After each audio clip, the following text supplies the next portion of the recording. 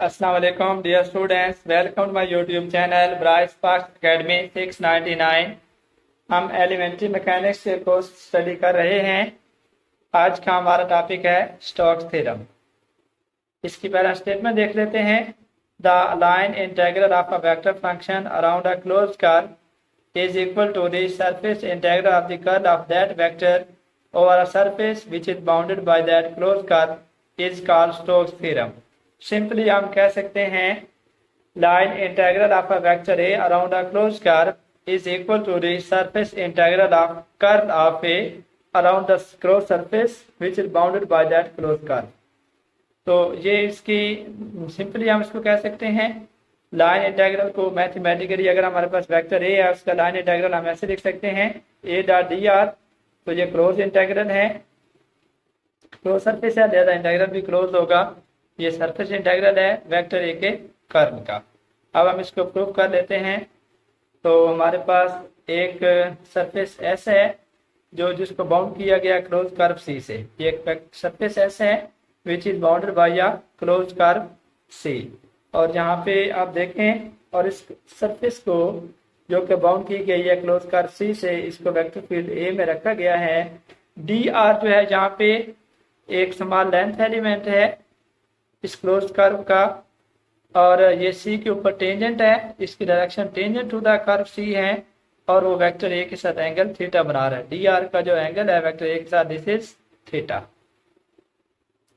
अगर हम इस वेक्टर ए के अराउंड वेक्टर इस कर्व के अराउंड वेक्टर ए का लाइन इंटीग्रल लिखें तो line integral of A that will be equal to the close integral of A dot D R. ये तो लाइन इंटीग्रल बनेगा ना ए डॉट डी आर का, यानी कि हमने स्मॉल एलिमेंट लिया, इस हिस्से का लाइन इंटीग्रल आएगा।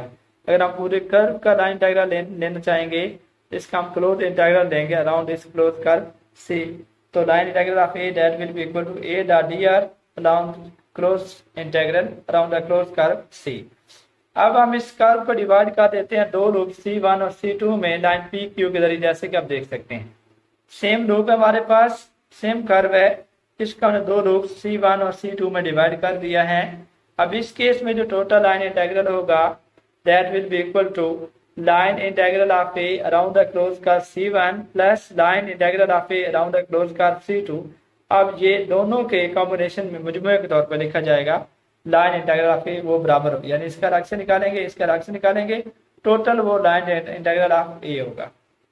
अगर हम इस कर्व को डिवाइड कर दें n लूप्स में C1 C2 C3 up to Cn, तो टोटल लाइन इंटीग्रल इस केस में क्या होगा, इस तरीके से आपने सबको ऐड कर लेना है।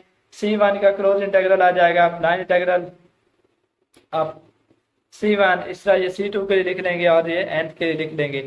तो लाइन इंटीग्रल ऑफ ए आ जाएगा, समेशन साइन यूज करेंगे I1 n, क्योंकि n एलिमेंट में डिवाइड किया गया, लिमिट n तक जाएगी इसकी, और ये आएगा ए डॉट डी आर, यानी इन सब को हमने क्या कर लेना है, एड अप कर लेना है तमाम लाइन इंटीग्रल को। तो लाइन इंटीग्रल ऑफ ए हमारे पास आया, आई की लिमिट्स हैं 1 से लेकर n तक, समेशन है ये ए डॉट डी आर। अगर हम इसको इस राइट साइड को हम मल्टीप्लाई भी करें डिवाइड भी करें डेल्टा ए आई से, यानी डिवाइड कर दिया या मल्टीप्लाई कर दिया, लिमिटिंग केस में ये जो समेशन है ये इंटीग्रेशन में चेंज हो जाता है, डेल्टा ए आई जो है वो डी ए में चेंज हो जाता है, क्योंकि हम लिमिटिंग केस ले रहे हैं जिसमें जो सरफेस है, अगर वो जो लूप हम लिए हुए हैं उसका सरफेस एरिया इतना ज़्यादा स्मॉल है, तो ये line integral of A per unit area line integral of A per unit area this is called curve, ये कर्व कहलाता है। इन कंडीशन में हमारे पास इक्वेशन बनेगी line integral of A that will be equal to integration, यहाँ पे अगर हम देखें तो ये इंटीग्रेशन में चेंज हो गया इसी डेल्टा से और ये डी ए। तो अब हम इक्वेशन 1 और इक्वेशन 2 का कंपैरिजन कर लेते हैं। ये हमारे पास इक्वेशन 1 है, line integral of A is equal to line integral of A dot D R around the close curve C, इसका क्लोज इंटीग्रल होगा ये 1, और ये भी लाइन इंटीग्रल ऑफ ए है। अगर हम 1 और 2 दोनों का कंपैरिजन करें तो A dot D R around the close curve that will be equal to del cross A dot D A. तो मजीद हम इसको लिख सकते हैं A dot D R around the close curve is equal to del cross A dot N D A. तो यहाँ पे देखें ये एक लाइन इंटेग्रल है ए डॉट डी आर का, और यहाँ पे सरफेस इंटेग्रल है। तो लाइन इंटेग्रल जो है इसमें हम क्या कर सकते हैं, लाइन इंटेग्रल को सरफेस इंटेग्रल में, सरफेस इंटेग्रल को लाइन इंटेग्रल में चेंज कर सकते हैं गॉस डाइवर्जेंस थ्योरम को इस्तेमाल करते हुए, और ये उसकी मैथमेटिकल फॉर्म है। अब हम स्टोक्स थ्योरम को देख लेते हैं रेक्टेंगुलर कंपोनेंट फॉर्म में। ये हमने वेक्टर ए ले लिया, this is an unit vector. तो पहले हम वेक्टर ए का कर्ल ले लेते हैं, क्योंकि हमने इसको रेक्टेंगुलर कंपोनेंट फॉर्म में लिखना है। हमारे पास ये डेल क्रॉस ए होता है मैथमेटिकल फॉर्म। अगर हम देखें स्टोक्स लॉ की, तो वेक्टर ए के साथ हमने डेल क्रॉस लिया, इसका डेल क्रॉस ए।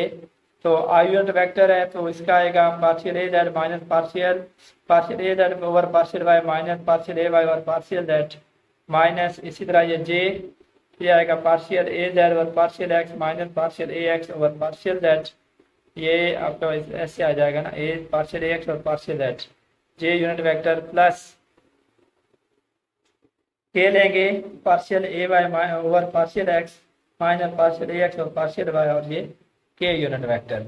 तो डेल क्रॉस ए लेने के बाद हमारे पास डॉट एन यूनिट वेक्टर भी होता है। तो अब इसका एन के साथ डॉट प्रोडक्ट ले लेते हैं, del cross A dot N. तो ये आ जाएगा हमारे पास, ये देखें ये एन है, ये डेल क्रॉस ए है, आई को आई से मल्टीप्लाई करेंगे, ये आएगा partial A Z over partial Y minus partial A Y over partial Z cos alpha. इस तरह ये माइनस का sign partial A Z over partial X minus partial X और पार्शियल जेड, ये काज बीटा, और ये प्लस आएगा partial A Y partial X minus partial A X over partial Y cos gamma. ये हमारे पास del cross A dot N हमारे पास इस तरह आ जाता है। यहाँ पे हमने डेल क्रॉस ए को एन के साथ हमने मल्टीप्लाई किया, उसका डॉट प्रोडक्ट लिया है। आपको पता है जब हम डॉट प्रोडक्ट लेते हैं तो आई डॉट आई हम लेते हैं, जे डॉट जे होता है, और के डॉट के से हम कर सकते हैं। अगेन हम लाइन इंटीग्रल लेते हैं ए डॉट डी आर के vector A D R D X I cap plus D Y J cap plus D Z K cap. तो इनका हमने लाइन इंटीग्रल लिया, डॉट प्रोडक्ट लिया, ये हमारे पास आ गया।